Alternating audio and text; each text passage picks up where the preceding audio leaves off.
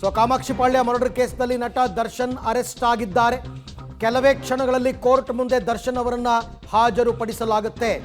ಬೆಳಗ್ಗೆ 10 ಗಂಟೆಯಿಂದಲೂ ಕೂಡ D gang ವಿಚಾರಣೆ ನಡೀತಾ ಇದೆ. ಇವತ್ತು ಬೆಳಗ್ಗೆ 10 ಗಂಟೆಯಿಂದ ಮತ್ತೆ ಪೊಲೀಸ್ ಕಸ್ಟಡಿಗೆ ಪಡೆಯುವಂತಹ ಸಾಧ್ಯತೆ ಕೇಳ್ತಾರೆ. ಇನ್ನೊಂದು ಕಡೆ ಜಾಮೀನು ಅರ್ಜಿ ಸಲ್ಲಿಕೆಗೆ ವಕೀಲರು ತಯಾರಿಯನ್ನ ಮಾಡ್ಕೋತಾ ಇದ್ದಾರೆ. ಕಾಮಾಕ್ಷಿಪಾಳ್ಯ ಮರ್ಡರ್ ಕೇಸ್ನಲ್ಲಿ ನಟ ದರ್ಶನ್ ಅವರನ್ನ ಅರೆಸ್ಟ್ ಮಾಡಲಾಗಿದೆ. ಅರೆಸ್ಟ್ ಅಂತ ಈಗಾಗಲೇ ತೋರಿಸಿದ್ದಾರೆ.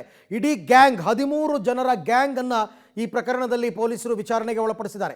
ಬೆಳಗ್ಗೆ 10 ಗಂಟೆಯಿಂದಲೂ ನಡೀತಾ ಇರತಕ್ಕಂಥ ವಿಚಾರಣೆ.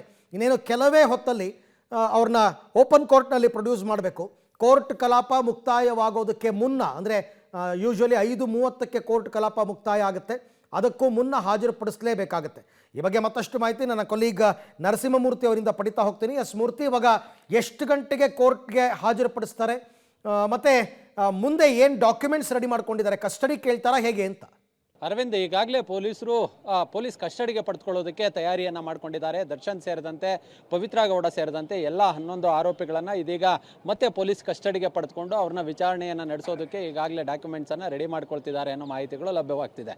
ಈಗ ಕೆಲವೇ ಕ್ಷಣಗಳ ಹಿಂದೆ ದರ್ಶನ್ ಪರ ವಕೀಲ ಅನಿಲ್ ಅವರು ಇದೀಗ ದರ್ಶನ್ ಅವರನ್ನ ಭೇಟಿ ಮಾಡಿ ಹೊರಗೆ ಬಂದಿದ್ದಾರೆ. ಈಗಾಗಲೇ ಅರೆಸ್ಟನ್ನು ತೋರಿಸಿದ್ದಾರೆ ಅಂತೇಳಿ ಕೂಡ ಹೇಳಿದ್ದಾರೆ. ಮತ್ತು ನನಗೂ ಇದಕ್ಕೆ ಸಂಬಂಧ ಇಲ್ಲ, ನಾನೇನು ಮಾಡಿಲ್ಲ, ನನ್ನನ್ನು ಬಿಟ್ಬಿಡಿ ಅನ್ನೋ ನಿಟ್ಟಿನಲ್ಲಿ ದರ್ಶನ್ ಹೇಳಿದ್ದಾರೆ ಅನ್ನೋ ಮಾಹಿತಿಗಳು ಲಭ್ಯವಾಗ್ತಿದೆ. ಬಹುಶಃ 5 ಅಥವಾ 5:30 ಸುಮಾರಿಗೆ ಇಲ್ಲಿಂದ ಹೊರಡ್ತಾರೆ. ಅದಾದ ಬಳಿಕ ಮೆಡಿಕಲ್ ಟೆಸ್ಟನ್ನು ಮುಗಿಸಿ ಆ ಬಳಿಕ ACMM ನ್ಯಾಯಾಲಯದಲ್ಲಿ ಮಾನ್ಯ ನ್ಯಾಯಾಧೀಶರ ಮುಂದೆ ಹಾಜರುಪಡಿಸಿ ಪೊಲೀಸ್ ಕಸ್ಟಡಿಗೆ ಪಡೆದುಕೊಳ್ಳೋದಕ್ಕೆ ಇದೀಗ ಪೊಲೀಸರು ತಯಾರಿಯನ್ನು ಮಾಡಿಕೊಂಡಿದ್ದಾರೆ. ಬಹುತೇಕ ಯಾಕಂತ ಹೇಳಿದ್ರೆ ಒಂದು 3-4 ದಿನ ಪೊಲೀಸ್ ಕಸ್ಟಡಿಗೆ ಕೇಳ್ತಕ್ಕಂತಹ ಸಾಧ್ಯತೆ ಹೆಚ್ಚಾಗಿದೆ. ಕಾರಣ ಈಗ ಅಲ್ಲಿ ವಿನಯ್ನ ಶೆಡ್ ಏನಿದೆ, RR ನಗರದಲ್ಲಿ ಕೊಲೆ ನಡೆದಂತಹ ಜಾಗ ಇದೆ, ಅಲ್ಲಿ ಸ್ಪಾಟ್ ಮಾಜರ್ ಪ್ರಕ್ರಿಯೆಯನ್ನು ನಡೆಸಬೇಕು. ಅದಾದ ಬಳಿಕ ಈತನನ್ನು ಕರ್ತಂದಂತಹ ವಿಕ್ಟಿಮನ್ನು ಕರ್ತಂದಂತಹ ಚಿತ್ರದುರ್ಗ ಏನಿದೆ, ಅಲ್ಲಿ ಸ್ಪಾಟ್ ಮಾಜರ್ ಪ್ರಕ್ರಿಯೆಯನ್ನು ನಡೆಸಬೇಕು.